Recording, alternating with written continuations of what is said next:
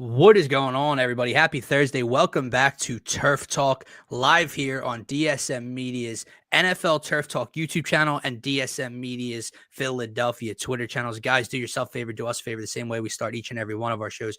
Make sure to follow and subscribe on all platforms. Check us out on Twitter at DSM_media. The link tree is in our bio. We'll take you directly to the Turf Talk YouTube channel. It is the best and only spot to get your thoughts, comments, and questions pulled up on the screen with us and be interactive like my man D-Rab is doing to kick us off. We are halfway through the NFL season, Scotty. The trade deadline just passed 2 short days ago. We're going to get into kind of like a midterm type of show, a little mid-season report card for a couple different teams. We're going to check out the standings, the playoff picture, the MVP conversation, and see how things are starting to shape up and really figure out who's for real, who's not, who's fake, who's cooked already. We'll glance over some of the bigger matchups and bigger takeaways from this past week, and then obviously kicking off week 10 in just about 3 hours in the AFC North. We have Joe Burrow and the Bengals taking on Lamar and King Henry and the Ravens. So that'll be a fun one to talk about.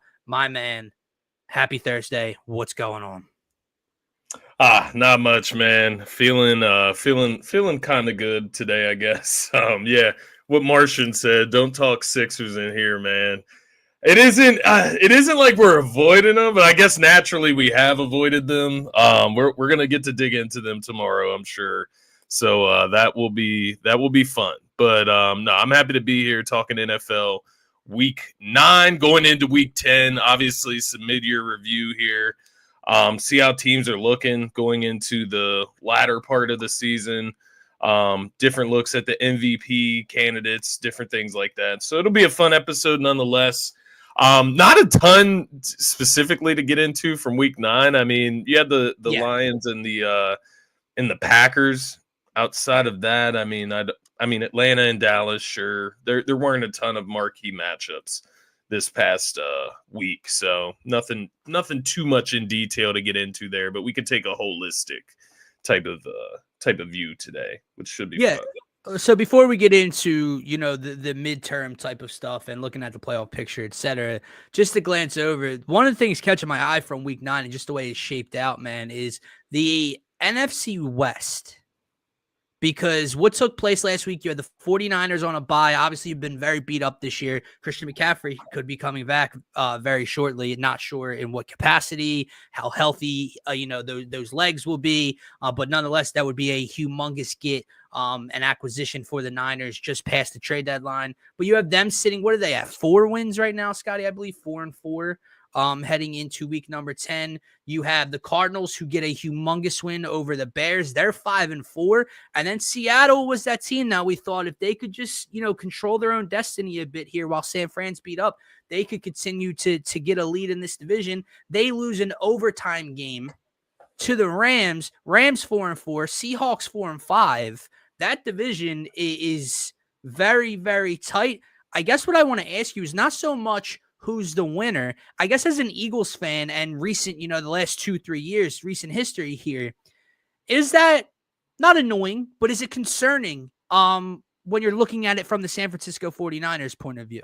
Because with all these injuries, with the slow start, it feels like, man, they could have been buried. And now they find themselves right in the thick of things for this division, lead halfway through the year. CMC coming back. Are the 49ers a team you're looking at that you can pinpoint at 4-4 and go, no, they're still very real? No, man. I honestly don't feel that way about the 49ers. I don't think there's like a fork in them. I don't think they're dead by any means, but I do think some of the things that they're experiencing isn't just going to be fixed by CMC coming back. If CMC is even able to come back at 100% or even anything close to it. I think when you look at Brandon Ayuk, I think that's something that's going to wear on them over the season. Missing him, Javon Hargrave not coming back. Hufunga in that secondary not coming back. So they got some guys that are permanently gone for the season. And the thing that I'll throw back to you here, man, obviously the Cardinals 5-4, they're leading the division right now. And recently they have looked like they're the best in the division. I mean, obviously give or take some of the competition that each team is playing. you could argue that the 49ers have the worst quarterback in the division right now based on their play this season, Yeah. right? I know we talk about Brock Purdy all the time. I'm not trying to disrespect him by any means.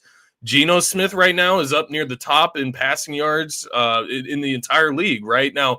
He is turning the ball over at a high rate, so I'm not like penciling him in as better than Purdy, but Matthew Stafford, yes. Kyler Murray, the way he's playing right now, yes. And then maybe you can have a conversation between Geno and Brock Purdy. And so when you get to that point, right? CMC, maybe he's 100%, maybe he's not. No Brandon Ayuk, beat up Debo, beat up Kittle already this season. Do their weapons outweigh the Seahawks with DK Metcalf, Kenneth Walker, JSN? Does it outweigh the Cardinals? Yeah, it does, right? Like, it still outweighs them, but you do have Marvin Harrison Jr., Trey McBride, James Conner in the backfield, right? And then you go to the Rams. Kyron Williams, Cooper Kupp, Puka Nacua is healthy now, and then obviously Matthew Stafford at the quarterback position. You know, it just doesn't look as like crazy anymore when you look at the San Fran talent compared to the others. But maybe, just maybe, and I'll throw this to you, maybe I'm sleeping on Christian McCaffrey and his impact to the offense and to the entire team. I may be sleeping on it there, but you know, you made me where go I'm at and right do a now. little. You made me go and do a little bit of investigating Yeah, because I think something you brought up has kind of been a storyline across the NFL this year with high turnover rates from quarterbacks, the best quarterbacks in the league, and who's protecting the yeah, football and who's not. And when you have a division this close, yes, look, I think on paper, if CMC comes back, yes, you're missing Ayuk, you're missing pieces on defense, we'd probably still be in agreement that in totality, the San Francisco 49ers are the most talented group still put coaching, all together. of it. And they Yeah, have the last, 2 years of big playoff runs and a Super Bowl appearance where, they can kind of continue to build off of that chemistry. But I went back and I looked, man, because I'm sitting here thinking to myself, Brock Purdy has turned the ball over this year. 10 touchdowns, 7 interceptions through 8 games. Geno Smith playing very well. A lot of passing yards. 4 and 5, 11 touchdowns, 10 interceptions. Matthew Stafford, 9 touchdowns, 6 interceptions. Now, haven't had his weapons a decent amount, but 9 and 6. Kyler Murray, 11 touchdowns, 3 INTs on the air. And that is the team you started out with talking about. And it is something just to keep an eye on, man, because I got to be honest, it's not like Marvin Harrison Jr. has burst onto the scene like even a Malik Neighbors has this year, like Justin Jefferson did his rookie year, like Jamar Chase did this year. He's had moments, he's had games, he's had big time catches, but it's been inconsistent. Trey McBride, pretty heavily touted in the fantasy football community this past offseason, hasn't had the overall numbers. Actually doesn't have a touchdown on the year, Scotty, if we're being 100%. So it's not even like their big playmakers have played lights out football so far. It's the fact that their quarterback has had a very solid year, and they're able to run the ball off of him, off of James Conner, who's still a workhorse. I didn't really take a peek. That's not even including his rushing numbers, right? That's not even including Kyler's rushing numbers. He's averaging 8.1 yards per carry right now, 350 rushing yards in 9 games. So he's running the football. We know what a mobile quarterback does for an offense when you have that mobile capability. Obviously, running on the outside with James Conner. They got a couple other backs mixed in there that they spread the ball out around. And to your point about the defensive side of things, I think the one thing, man, and you're going to laugh at this, brother, but who's their head coach? It's Jonathan Gannon. It's their identity. So, like, if there's one thing that they should be able to get by with where maybe they don't have the talent there, but you maybe have a decent scheme or a head coach that can figure out a scheme that goes with that defense, then you can get by. And I think that's all you're asking to do in this division is get by. And that's what I mean by San Fran. It's not to say they won't win the division. They certainly can. I just don't think it's like, that CMC's back, they're winning the division. I don't think it's like that gung-ho right now in San Fran. I think they got a tough path ahead of them. Because what does the matchup look like with Arizona? Have we seen that matchup yet? Have they played? I think they did. I think they did. It was a 1-point game, and the Cardinals won, man. They won Really? 24-23. Yeah, they beat them I in the first matchup. vaguely remember that. Okay. And it was I wanna say it was in San Fran, dude. I do think It you're correct. was. It Yeah. was in I San Fran. So What that's week a was this? huge W. What week was That that? was so hold up. Oh, why did it take me all the way out? ESPN. Sorry, I can try to peek it real quick. Let's see. The Cardinals 1, 2, 3, 4. Week 5. Week Week 5 5, looks like. 10-6. Yeah. Yeah. And the funny thing is, Scotty, in Arizona, week 18 to wrap up the year on January 5th for those two teams. Could be huge. Could be very, very big, man. I do think the Cardinals are a team that I think they're serious NFC title contenders? No, Right. I would not take the bar that high. I wouldn't take it that Right. far. But within this division, in terms of just getting to a playoff spot, a top 4 seed, I do think there's something to keep an eye on. Speaking of kind of taking a hold of your division, go ahead. Arizona did dog out the Rams as well, 41-10. Oh, yeah. Me and you were on the Rams in that one as well. Yeah. So, yeah. Yeah. So tough. But, I mean, again, handling business within your division games as well for Arizona. So another key point for them. Speaking of taking control of your division and another team letting things slip away, Cowboys-Falcons took place this past week. The Falcons win 27-21, 6-3. They've won 5 of their last 6 games. We know the injuries that took place in Tampa Bay with Mike Evans and Chris Godwin. They lose a game in overtime in Arrowhead on Monday night. Todd Bowles should have gone for 2. Should he not have? They don't touch the ball in OT. The Bucs are now sitting at 4-5. You have the Saints and the Panthers who are just absolutely cooked. The Falcons are that team you and I talked about a couple weeks ago that can they take a stranglehold? I think you're starting to see that right now with the Atlanta Falcons. Yeah, no, I do tend to agree with you. I'm just taking a look at their schedule upcoming as well. So they got the Saints coming up. That's a W, man. The way the Saints have been playing. Terrible. Just fire their head coach. Yeah. Oh, yeah. Didn't even comment on that. You got them visiting the Broncos the following week, Chargers at home, Vikings, Raiders, Giants, Commanders, Panthers. So, yeah, I would say how many wins in there, you think? Well, I just off the losses, I would say there's possibly 3. What, Broncos, maybe? At Commanders, and maybe at Broncos are the 3 you're looking at. Maybe the And Chargers those are at home huge. surprise you. Those are huge maybes, right? Like maybe give them 2 losses out of those 3, right? Like maybe they lose to the Commanders and the Vikings away. And then I think regardless, you're looking around 11-6 to 12-5, most likely for this Atlanta Falcons team would be my prediction. And I think they're a team that we'll probably talk about in the next segment when we're talking about playoff pictures, etc. But on the other side of things, the Dallas Cowboys, man, they lose this game. Obviously, not only that, they slipped to 3-5 on the year. They lose Dak Prescott for what seems to be a couple of weeks, possibly 4 weeks. CeeDee Lamb's up in the air. He might miss time. It's not even the record. I just want to talk about Jerry Jones for a second. Yeah. Just pile on a little bit. Yeah. Because if you remember a few weeks ago on the show, we talked about Jerry Jones being an asshole towards a radio host in Dallas. And, just having no accountability, having no responsibility when it comes to this team's issues. Not only are they 3-5, they have these issues. If you can read lips well, Dak Prescott's on the sideline towards the end of this game saying, "We effing suck." That was pretty funny as well. But to take it a step further, who are the Cowboys starting this Sunday against the Eagles? Cooper Rush. They've announced this already. They traded a 4th-round pick for Trey Lance. That is a great point. Yeah, I didn't even think. They traded a 4th-round pick for Trey Lance. So if Dak Prescott goes down, one would assume the younger quarterback you traded a top 5 round draft pick for would get the start. No, not him, Cooper Rush. Rush. Not only that, they're one of the few teams to make a move on deadline day this past Tuesday, and they give up another 4th for Jonathan Mingo from the Carolina Panthers.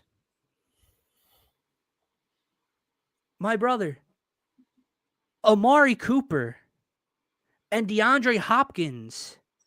And even though it's not working out here, Jahan Dotson, all these, Devontae Adams, all of these dudes went for the same, if not less, than what your team, 2 games under 500, just lost your quarterback for a few weeks.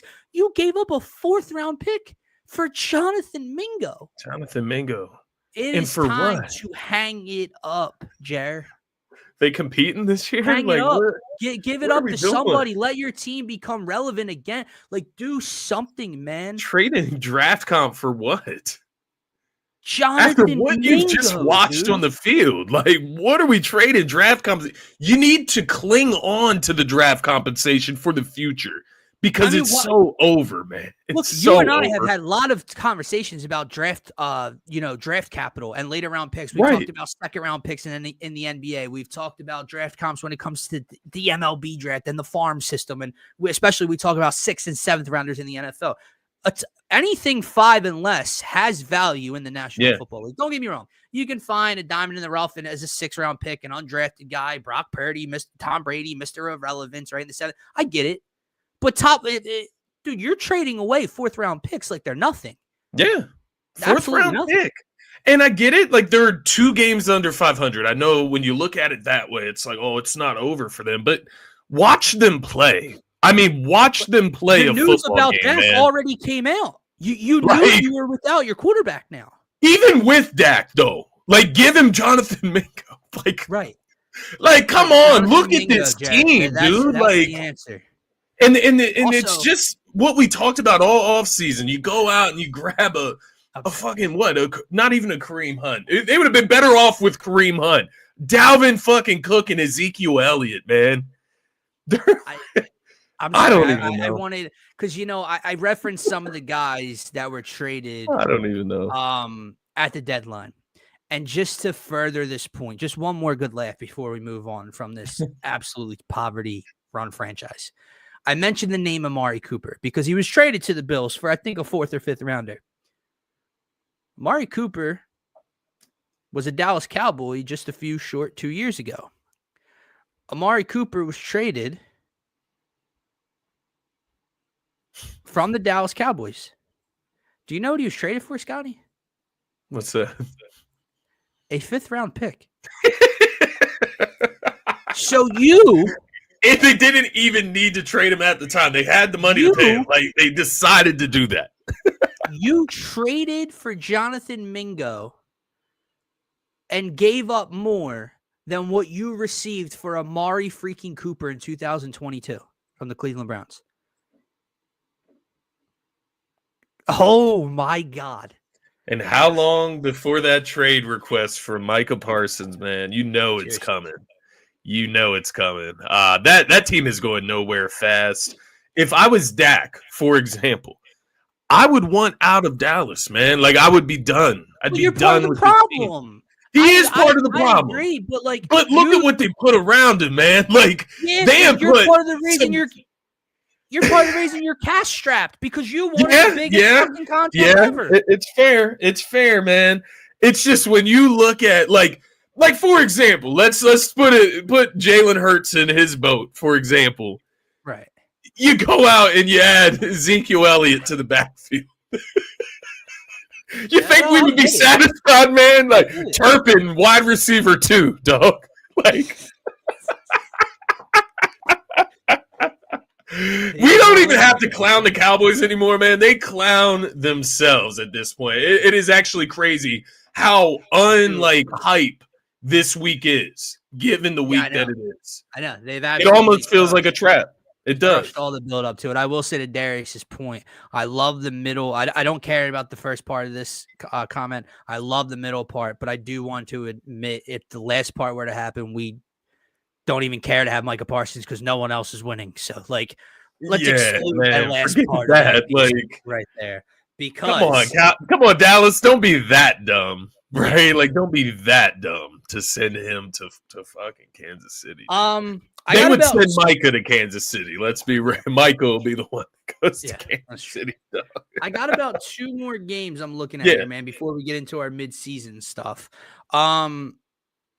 Actually, really just one more. The other one can wait. Lions take down the Packers 24-14. Jordan Love didn't have the greatest day. Did he get I forget if he re-aggravated something in this game. I don't think so. But no, it was 2 weeks ago that he re-aggravated an injury. It was questionable leading up to this one. He was a go. But anyway, the Lions 7-1 on the year. They walk into Lambeau Field and beat up on the Packers. Double-digit victory. Jared Goff continues to climb the MVP charts for Detroit. Not only is it a testament to how good and dangerous the Detroit Lions are this year, does it make you question the Green Bay Packers at all? Because I want to go back real quick. I haven't looked. I'm looking right now, actually. And the Packers are just kind of like a mixed bag for me. So you lose to the Eagles with Jordan Love. You lose to the Vikings with Jordan Love. You lose to the Lions with Jordan Love. But you're winning games with Malik Willis against bad teams. And with Jordan Love, they have a good win. They beat the Houston Texans 3 weeks ago in Lambeau with a last-second field goal. It's a good win. I'm going to give you that. Cards. It's a decent one, right?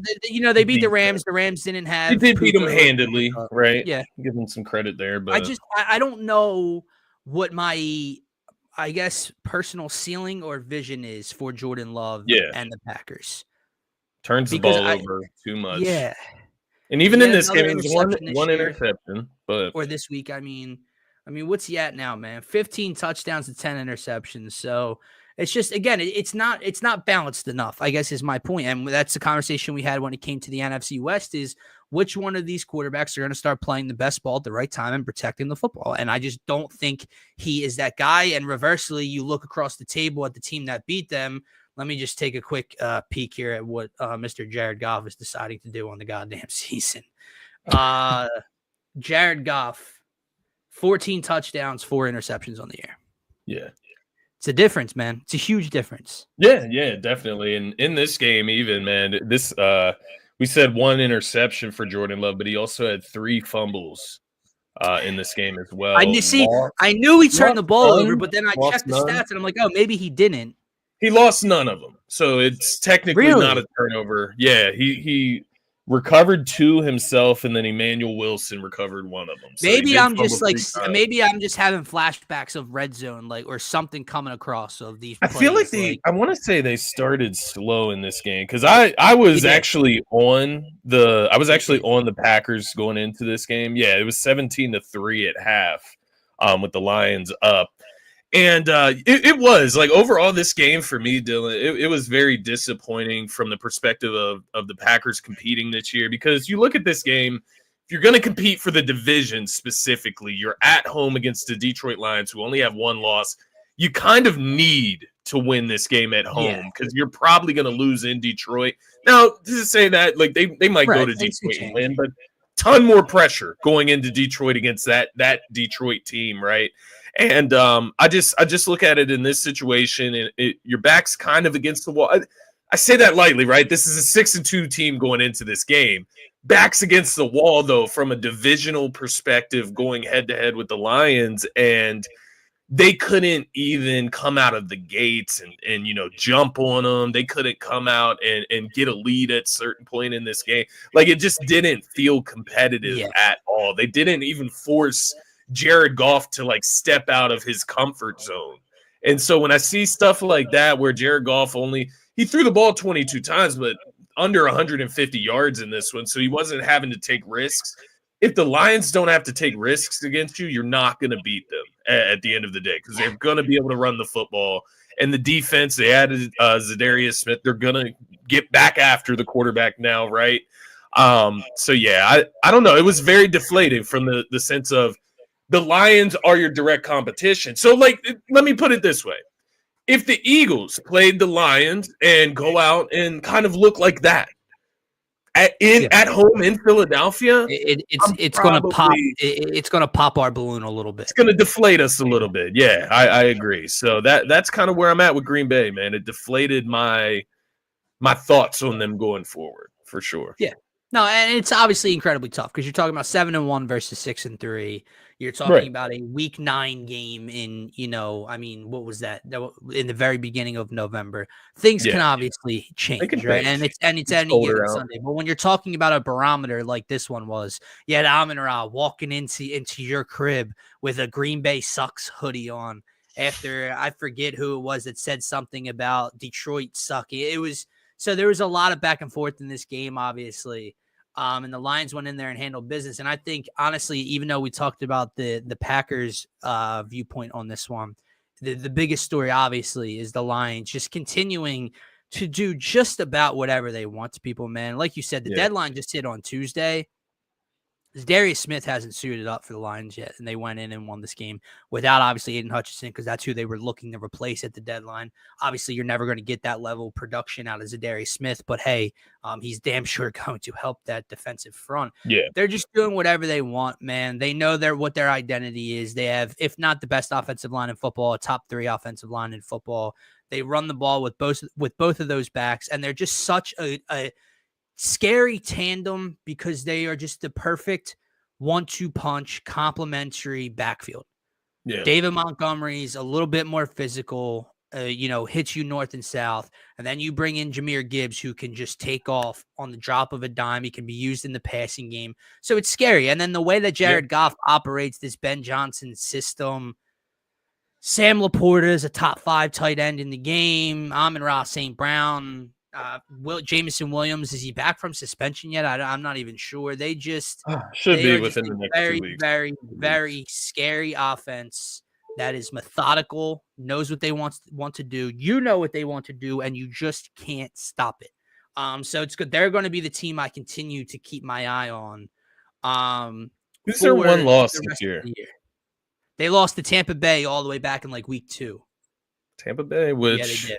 it's not that bad of a loss, man.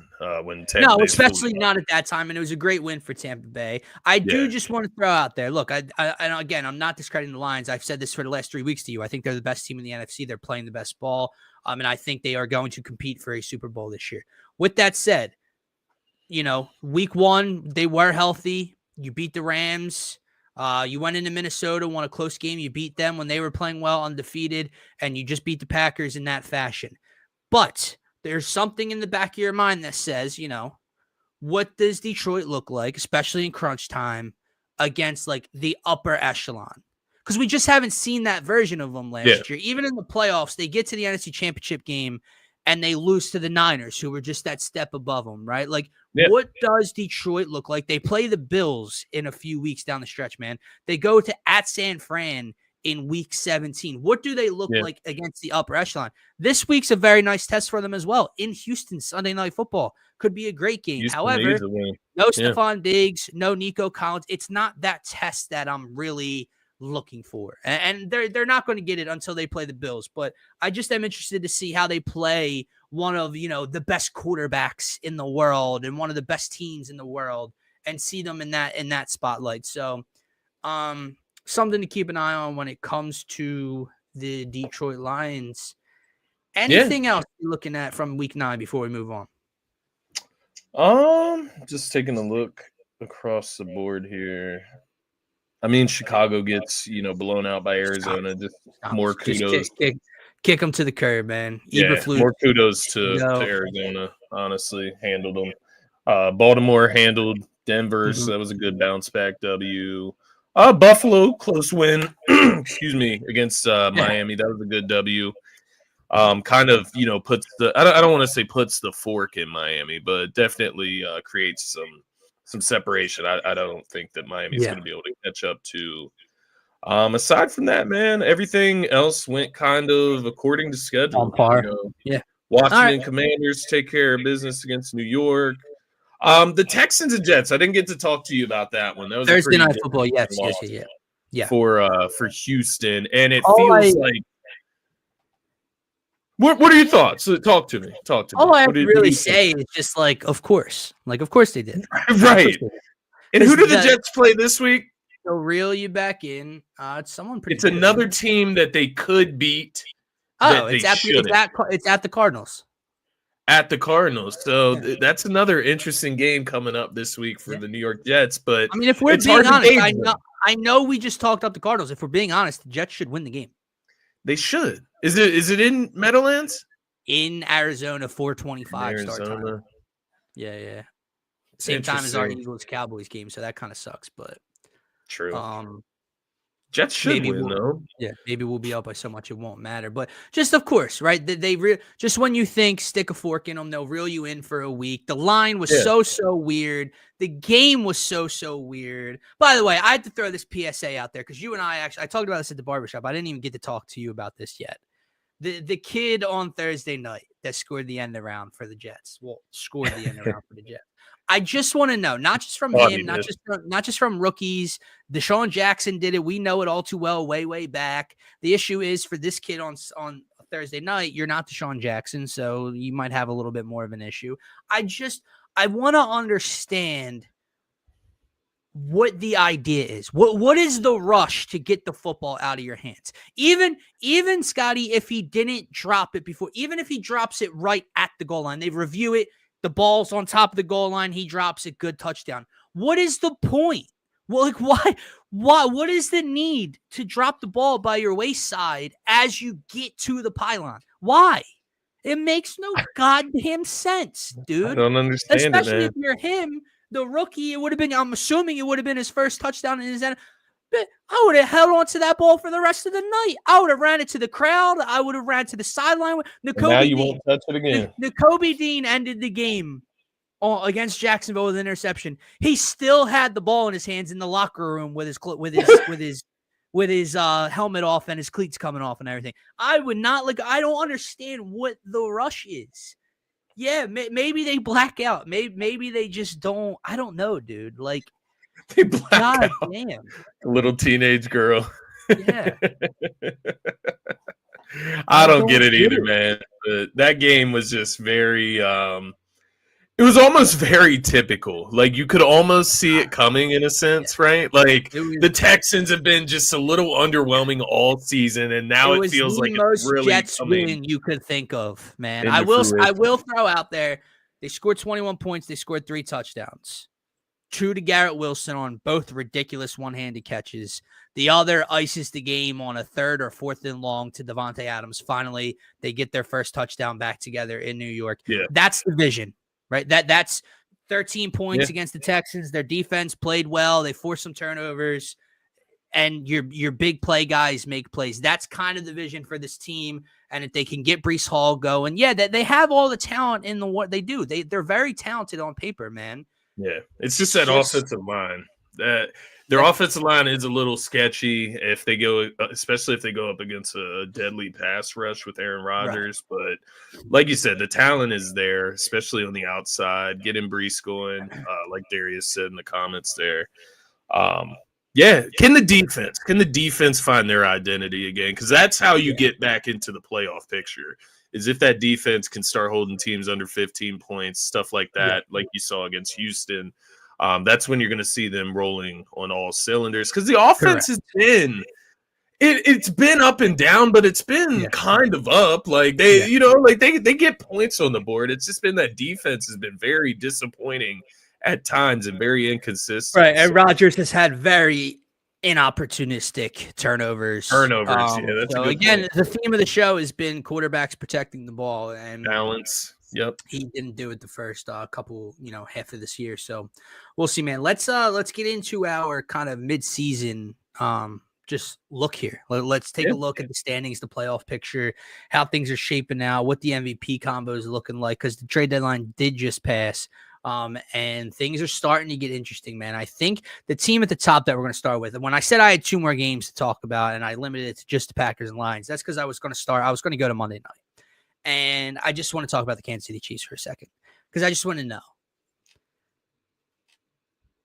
what's the point? Like, sometimes it's just like, what is the point? Because, like on one hand, it took them overtime to beat Baker Mayfield and me and you, right? No Mike Evans, no Chris Godwin in Arrowhead, primetime football. Mahomes gets hurt, comes back in, and Baker is able to tie the game at the end. And if Todd Bowles just goes for the 2-point conversion, maybe they even beat the Chiefs. But they just keep winning these like ugly, weird games where it doesn't even look like they're hitting their stride yet.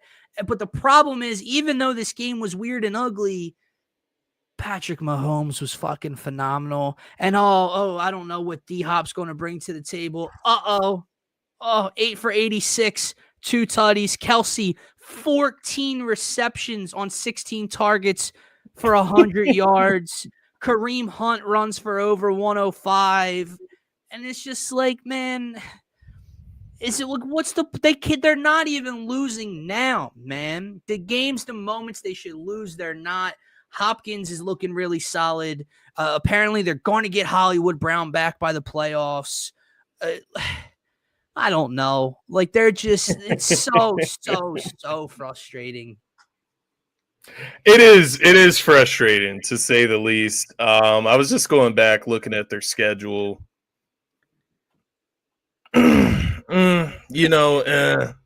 Like I guess like they played the Ravens, the Bengals, the Falcons. They've beaten everybody obviously in their record or on their schedule. They beat the 49ers. So they got some good W's mixed in there, man. You're right. It hasn't been the prettiest, but they do find ways to win.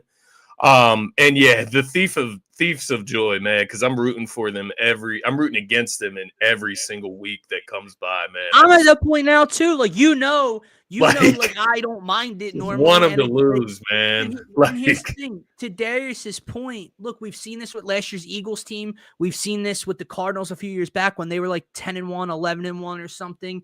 That we've seen this with the Steelers, a couple years ago before Big Ben retired. There's been teams that are undefeated or like just 8-0, like this team, right? And they don't look like it, but they're 8-0, but you're just waiting. The problem is this guy's just not going to, like, you know what I mean? Like the wheels aren't just going to fall off of Pat and Andy Reid come December. Like that's when they're out there, So this isn't the 10-1 Eagles. They're 10-1, but they really don't look like they're playing the part. Something's going to fall apart. Oh, this is the Kyler Murray 11-0 Cardinals, the 1 seed. Something's not quite right. No, this is the 8-0 back-to-back Super Bowl champions. That's the problem. So with what I'm trying to get at is I'm trying to give them credit without sounding like a whiny bitch, but it's just so frustrating.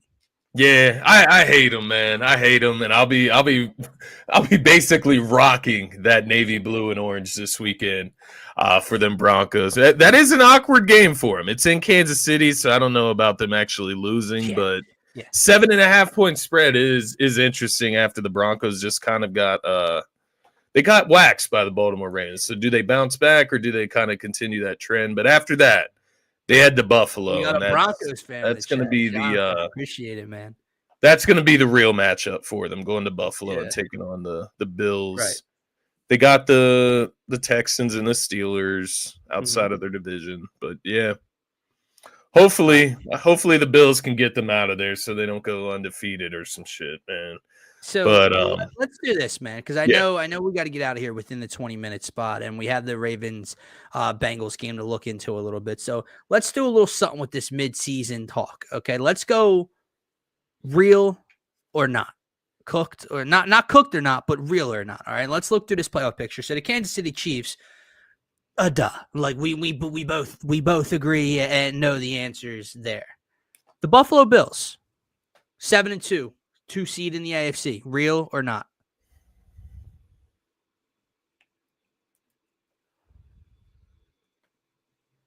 I'm going to go real. I agree. I think that Josh Allen is somewhat. I do too. I question in the biggest moments against, the Chiefs, against the Ravens. I question if there's enough there. Like, I know they traded for Amari Cooper. You hope that, they can use James Cook and Allen can be, just Mr. Solid and make Superman-like plays. I question if they have enough oomph, like if they just have enough firepower to keep up with you anymore. But nonetheless, they're playing really good football and they are scoring a lot. Let me put it this way. That's it. Let me put it this way. I think the Pittsburgh Steelers are realer than the Buffalo Bills. Interesting. That was the next team coming up on the list. I respect it, and I absolutely love the pick. The way With that Russell Wilson, man, Yeah. Russell Wilson, the connection with George Pickens, Najee Harris getting a little bit of a resurgence, dude. I remember last year it was like Najee Harris can't get the ball past the 2-yard line, like he can't even reach the line of scrimmage without getting touched. And now it's like he's got burst. There's big playability when it comes back to that on the ground for the Steelers, and then Russ's play action to protect the football. I mean, how many, like, I think it was the last Steelers game you and I bet on. Like, how many big plays did they have called back? They had the Pickens. They had one called back for a flag. Then they had the Pickens, same foot down twice. They just had so many plays just messed up for them. And John, hey, listen, man, I gotta admit, as a former Broncos fan, I feel like you should know a little bit more than us from watching it. And maybe you do, and that's why you're saying this, but the numbers were there last year for us. Yeah. Like really, really there. And Hunter pointed that out when they made the move to him starting in Pittsburgh. I don't really think that Russ was like your problem with the Broncos last year. So they don't have any weapons. I think he can figure it out. I want to go back to this question real quick, because this is the next team I was going to bring up in the Baltimore Ravens. I think we would both agree that the Ravens are real, but the issue is this question's not even close for me. Like, it's not even in the same ballpark, right? For two reasons. Okay. Reason one is, if we're talking big picture, if we're talking playoffs, until I see it, it's not a question. Like, he has not done it any year while Patrick is Patrick, right? And just beat him in Baltimore last year. The other reason is Baltimore just seems to have too many letdowns, man. Like, we were just talking about them like they were the best team in football like 2 or 3 weeks ago, and within that time frame, they end up as a 6-3 team, man. Like, look at how we've talked about the Eagles this year. Yeah. They're 6-2, and we've talked about them like they're a fringe wild card in the NFC. And we're talking about the Ravens like they're a shoe into the AFC Championship game. They're 6-3. There's too many letdowns when it comes to them. You cannot lose to the Raiders in week 2 at home. You can't lose to the Browns team that just starts Jameis Winston the week after they look like dog shit against us and give up 29 points. There's just too many letdowns. They had Gardner Minshew and the Colts go into their building last year and beat them. He did it with the Raiders. Just too many weak spots that I see where I'm like, look, I think they're a very, very good team. I think they're a contender for sure. But in terms of dangerous, no, it's not really all that of a question. But you're looking at two guys in Derrick Henry and Lamar who are MVP and Offensive Player of the Year candidates right next to each other. So on any, they can be as dangerous as anybody, I guess. Yeah, that's what I was going to say, man, is the Ravens ceiling is really, really high. And I think that's what you see. And that's over the first couple of weeks, because you're right. Like, comparing them to the Eagles, we were probably higher on the Ravens, even though they probably had similar records to start the season. Definitely do at this point. Ravens have one more loss. But I think it's the ceiling that we've seen the Ravens at times when they are like humming. They are humming. And to that point, I do think they're really, really dangerous. And I think them at their best, like, they're one of the teams that could beat the Kansas City Chiefs, because the Derrick Henry and Lamar thing is just so dynamic. It's so – there's no way you can prepare for that. Like, there's no matchup you can have before that matchup that's going to prep you for it. There's just nothing like it, right? Like, we can look at Jalen Hurts and Saquon, but they're two great athletes in the backfield. It's a totally different animal in the way you're going to have to approach them. So, like – I do look at it from that standpoint. If they get their offense humming, Zay Flowers out on the outside, the way he's coming to the last couple of weeks, added Deontay Johnson from the Panthers, who has looked great on the Panthers. What does he look like with Lamar? But I will say, who's the more dangerous? It's definitely the Kansas City Chiefs, and for me, it's because of their defense. They have arguably the best defense in the NFL, while the Ravens are giving up big numbers to teams. Their secondary stinks. It's something their secondary is ass. Yeah. So, I would go with Kansas City ultimately. Like, I'm not asking this because there's any sign of Derrick Henry slowing down. The dude is a fucking mammoth of a man. Yeah. And still, pound for pound, the best running back in football, right? Maybe. But But we're having this conversation of, who do you fear, who's more dangerous, and I Yeah. think a big part of it is, he hasn't gotten it done in the playoffs yet, and he hasn't Yeah. gotten to a Super Bowl, and can he do that? If not now, when? Yeah. And the reason I bring that up is, the reason you're moving like you are right now and you're so dangerous is the dynamic of him and King Henry. And Yeah. do I think Derrick Henry's just going to fall off a cliff this offseason? No. But at what age, at what mileage on that body, on those legs, at what point does Derrick Henry continue to run the football like this? So my point is, if Yeah. not this year, what's their window? Is it one more year? Like, you're not going to have Derrick Henry for like 3, 4, 5 more years with a younger Lamar Jackson parent. Like, that's not going to be around. It's not going to be available to you. So if not now, when? And I think that's my biggest question mark. It's why Baltimore is such an intriguing team for me, because I think Lamar Jackson is one of those guys, man. 2-time MVP, could be on track to win a 3rd MVP this year. But at some point, you got to get it done in the bigger games. And he just hasn't done that. And if not this year, with his running mate and Derrick Henry, when is it going to be a possible for him? Well, what I was gonna ask, and I mean, I don't really need to ask it. I mean, it's clear by the numbers, but this is the best Lamar has ever looked as a passer. Like I this agree. season, game to game, he's not even having to rush for touchdowns, man. And I know that's not like, oh, that makes you just such a. Yeah, like, oh, But wow. running quarterbacks, they tend to score when there's no other options available. Mhm. He's finding the other options to get the ball in the end Right. zone. 20 touchdowns already this season. Last year he finished with 24.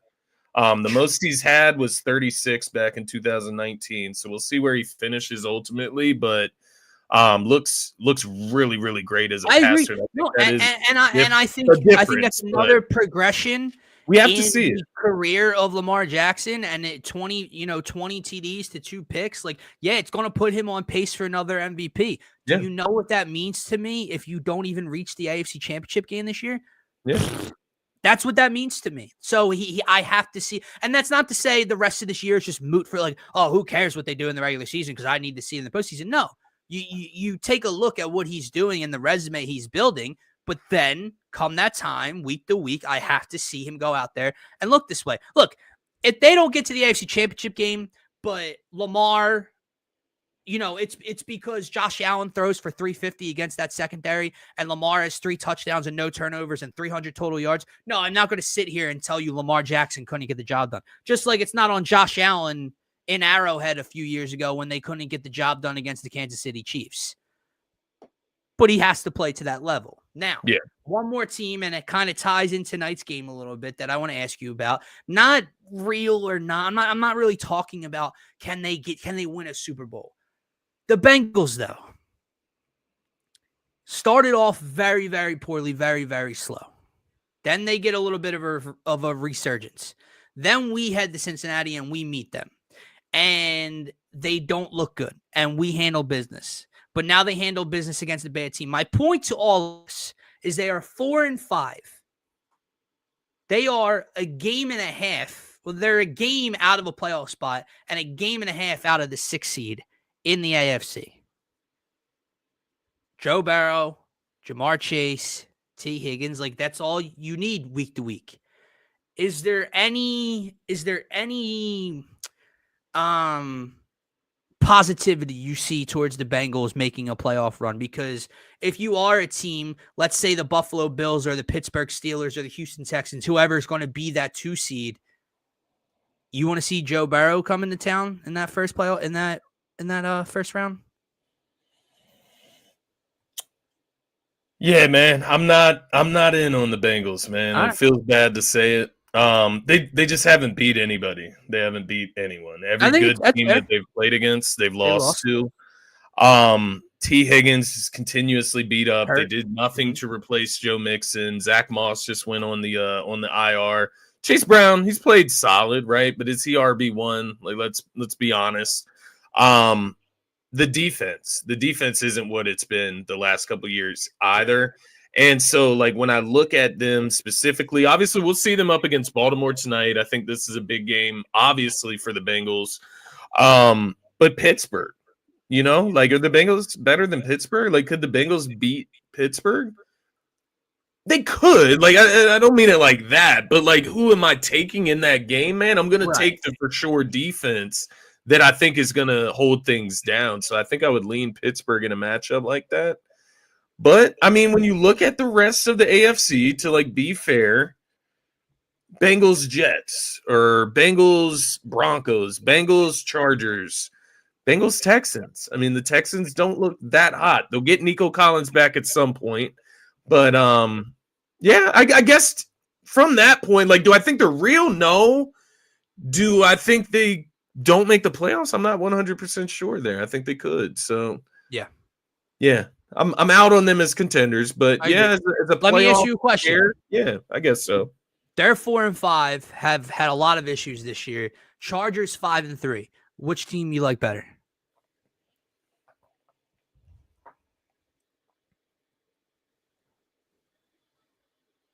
Chargers, just because of their division. All right. Just because of their division. The All right. Steelers and the Ravens, I think, are going to separate themselves. I think they're going to keep winning games. So the Bengals are going to have to play catch up. I don't know if they're going to be able to keep up with those two teams, whereas the Chargers just got to stay ahead of Denver, right? Stay ahead of Denver, stay in second spot behind the Chiefs, and they have a chance of making the playoffs. Who's right but on their heels right now at 5-4. So they got a defensive interesting, identity, but they really lack weapons on offense for me to Yeah. like get really excited about. Justin Herbert playing some good ball.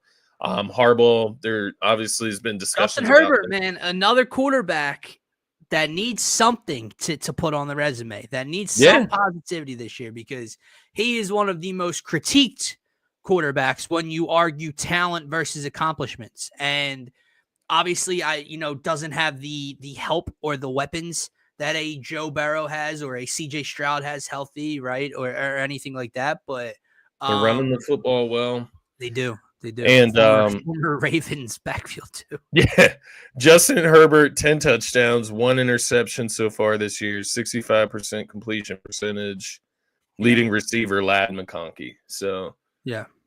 Solid, man. Solid. It's better than what he was doing with Keenan Allen and Mike Williams, if that makes sense. I agree. But still not good enough, I guess. The Marshawn Lattimore move, we're about to get to them right now, because the Detroit Lions week, I think we can just skip over and say that yes, they're obviously real. Yeah. They're the number 1 seed in the NFC. They're playing really well. The number 2 seed is Washington Commanders. They go out, they see a little bit of an opportunity right now, Scotty, leading the division by half a game. They go out, they get Marshawn Lattimore. It's a good pickup. Do I think it is this difference-making pickup? Do I think like, oh no, A.J. Brown against Marshawn Lattimore? No. I really don't give 2 fucks. So keep that in mind. Washington Commanders. No, I don't think they are real. Do I think they're a good team? Yeah. Do I think Jaden Daniels is an animal? Yes. I don't think they're there yet. I know that sounds crazy at 7-2, right? I don't think they're winning our division. I think we are.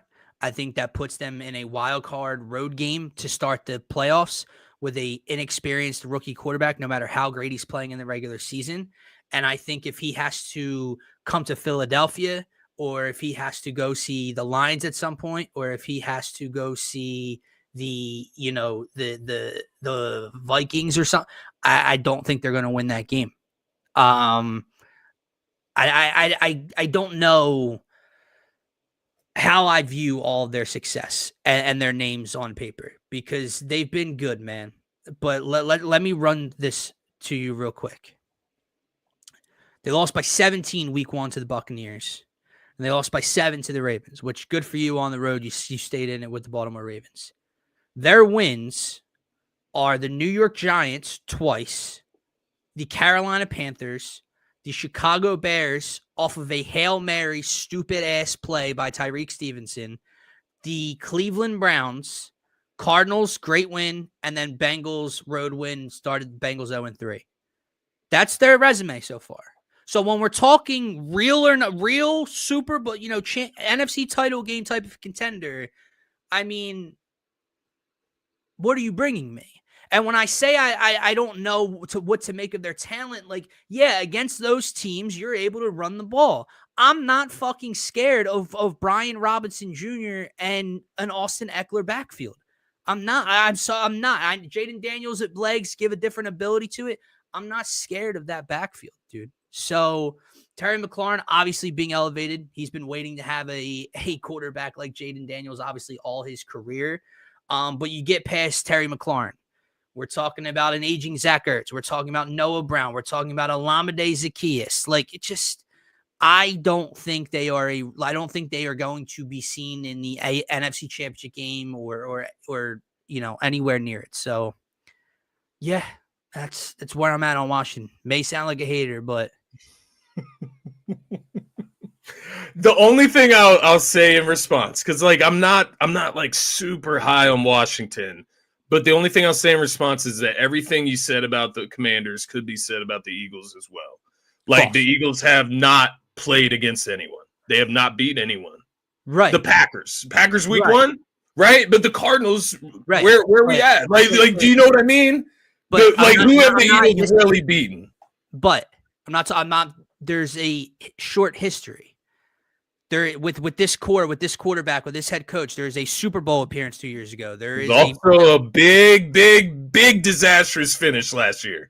Yeah, but my whole point is when you are a new team, they were not good for how long now? Rookie quarterback. This is the very beginning of your resume. And this is the resume you're bringing me. That's what I'm saying. Like, I get your point about the Eagles not beating anyone, but there's a 3 to 4 year history with this core of success, of playoff wins, of Super Bowl appearances. There is none of that with the Commanders. So what am I supposed to base off a 7-2 start with nothing else behind it? I look at the schedule and I go, okay, like, again, not to put like the Eagles in the Patrick Mahomes boat, right? But we sit here and we like,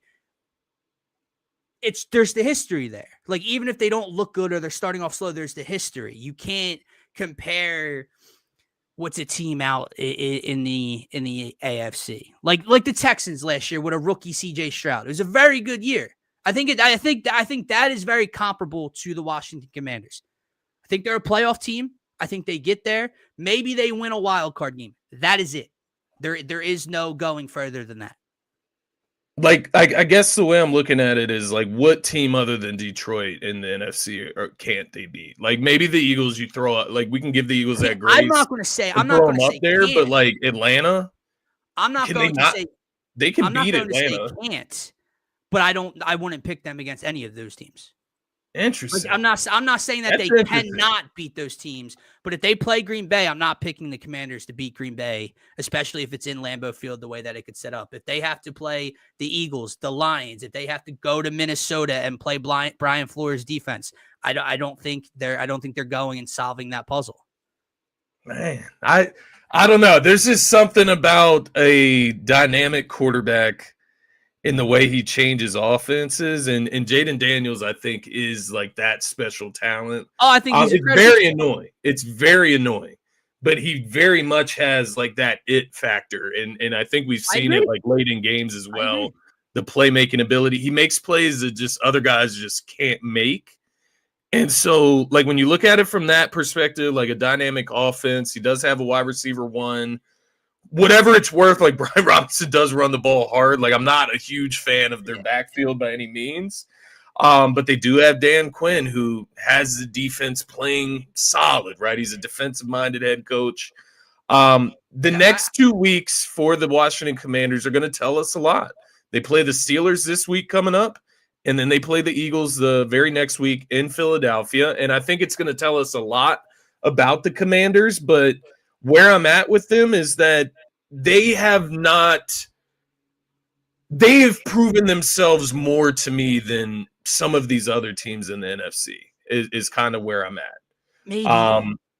Philly, I get it. You talk about the pedigree. I do get it, but I just can't help but get off of the schedule, though, bro. And I know it's not right. You play who you play. But again, when there's no history there, and not that there's history for a guy like Sam Darnold, but like you take the Minnesota Vikings, for example, a team that I'm not saying they're real either, but the Minnesota Vikings have beaten the San Francisco 49ers, the Houston Texans, at Green Bay, the Jets, lost to the Lions by 2. Like, that's a resume early on. You've beaten nobody. Now, I would say this. This is 1000% where I'm at. I agree with everything you said about Jaden Daniels. I agree that, and I think in 2 to 3 years down the line, that Washington is a team that we are greatly competing with in the NFC East and will be in that conversation. I think they're a playoff team this year, but do I think they are real? Do I think they are a NFC title game threat? No, I don't think they're in that See, ballpark. it's a double-edged sword for me though, because like you said, right, a couple years ago when the Eagles did actually make the Super Bowl, it was really that first season with AJ Brown outside, right? Smitty on the opposite side, Jalen Hurts in the backfield. And yeah, they were able to have what has become their best season so far in this era, right? And it was the first year. So this is the first year we get to see Jaden Daniels with this offense. It's new to the NFL. And so to that point, teams haven't been able to figure it out yet how to stop their offense and how to stop Jaden Daniels. And maybe that's just the way it is the first season until they get some film on this guy. I'm approaching it a double-edged sword here, just based off what you said, right? The Eagles come back the second season, it doesn't look great. So maybe it goes in the opposite direction. Agree. You know what I mean? So maybe that ceiling isn't there, or that window's not there, as I'm mentioning. But again, I just think there's levels to realness. I think the whole conversation go back to is what is your definition of real, and what's your definition of success on a team-to-team basis. A successful season for the Washington Commanders is without a doubt making the playoffs, and is definitely without a doubt winning a playoff game. Yeah. But if my definition of real is contending to get to a Super Bowl, then no. And what I would say is, again, when it comes to levels, like, yeah, you're 1000% correct. You get a year one of a different Jalen Hurts. You give him a true number one wide receiver like AJ Brown. But again, there's levels. You're taking AJ Brown, Devontae Smith, and Dallas Goedert behind the best offensive line in football versus a guy that has Terry McLaurin. Like Noah Brown, Olamide Zaccheaus, and an aging Zach Ertz just aren't getting it done. But like when it comes to playing, that, like, I just don't think that's happening. Again, maybe I'm taking it too far overboard. I don't know. I have like an angst against like teams that just have proven nothing, and then like people like jump on. And maybe I should just be celebrating it more. But I just I don't know. I sit here and I go like, how? Like what? Like again, because if he doesn't launch a 60-yard Hail Mary that gets tipped by an absolute idiot, they're sitting at 6-3, not in first place of the division. I know it's just half a game, but like it's just different. So, congrats. Is it? That's it. A little bit of my Sixers frustration coming out. I do feel you, but he did throw the touchdown. You know what I mean? Like, I do feel you. Trust me, I'm an Eagles fan. I'm not a Commanders fan. I look at the rest of this conference, man, and like Sam Darnold, no, like he doesn't scare me. I don't care what is on the other side of him, like Brian Flores, whoever. Like Sam Darnold just does not scare me. Agreed. Kirk Cousins with Atlanta. If he can finish out the season consistently, yeah, I may put some faith into Kirk Cousins. Jordan Love versus Jaden Daniels. Like, this is how I'm picturing it in my head. Like, I'm squaring him up against these quarterbacks. Outside of Detroit and Philly, I don't know that there is another quarterback I'm taking over him right now. And there's not. I agree. Probably be more scared of like a Matt Stafford, right? Just a pure passer. Right. Like, don't get me wrong, he's probably more intimidating from a matchup standpoint. But when you talk about like take over a game capability, I don't know. Like I said, it's going to be a huge test because, like you said, they've played nobody so far this season for the most part. They play the Steelers, who we consider to be a real team, and I've just put my stamp on this. So yeah. This team right here, dude, don't make me put foot in mouth, dude. Like, please show up in 2 weeks. All right. Let me just throw that out there right now. I know you got to get out of here, man. We can pick up this conversation on Sunday morning, just real quick. Bengals, Ravens, Thursday night football. I think it's 6.5 point spread right now in favor of Baltimore. Who do you got? This one is actually tough. It is in Baltimore. I'm going to go with the Ravens winning, but I do think when you look at the spread, it's just a little scary for me with the 6 point spread, right? Or the 5.5. excuse me, the 5.5, depending where it's at now. Um, Interdivision game, super close battle back in Cincinnati earlier, like just a month ago, really. Ton of points scored in that matchup, so both defenses don't really have an answer for one another. I'm gonna lean Ravens to win this one, Cincinnati to cover. I do think it's going to be a close game, and I do think, like, we talked a lot about Cincinnati. Are they real? Where they stand in the AFC playoff picture? I think they come out and they give their best shot tonight for what they have. Just don't know if that's enough to. Interesting. I don't know if it's enough to beat the Ravens, but we've seen weirder stuff from the Ravens. We've seen weirder stuff from this division. So I'll take the Ravens in a close one, but I do like Cincinnati to cover. Yeah, I don't know what to make of this total. You mentioned it before the show. What was the first time matchup? 41-38 or something like that was the close to 80 points finish there. It's at 52 and a half right now. You talk about the Ravens secondary, Jamar Chase and Joe Burrow should have a field day, but again, the dynamic ability of Lamar and Derrick Henry, I just don't see anybody limiting them right now, especially at home on a short week to prepare. So you would lean a high scoring game. Thursday night football, it just never seems to go that way, right? Well, it'll be 17-13 with 2 minutes left in the game somehow. So we'll see, man. I do agree. I think the Ravens win this one. But I do think the Bengals are able to keep it close. So I would lean maybe Bengals alt spread a little bit. I don't love the 6.5 number. I might alt it up to a simple, just straight touchdown or maybe 7.5 and see where tonight takes us. But Jamar Chase maybe for a tutty. I don't know what his line is at. I'd have to take a peek at it. Minus 120. I definitely had that written down as one of my favorite ones tonight. Lamar Jackson over 1.5 pass TDs. I talked about that earlier with him. He's consistently hitting that number, but that's at minus 128. I don't think we see that. The reason I like that tonight, even at minus 128, I just don't think going forward we're going to see that line there anymore. Like, it might be at 1.5, but it's probably going to be closer to minus 200 because he's hitting that number so consistently, man, over 2 passing touchdowns. Along with that, I had an asterisk around it, depending on your bankroll.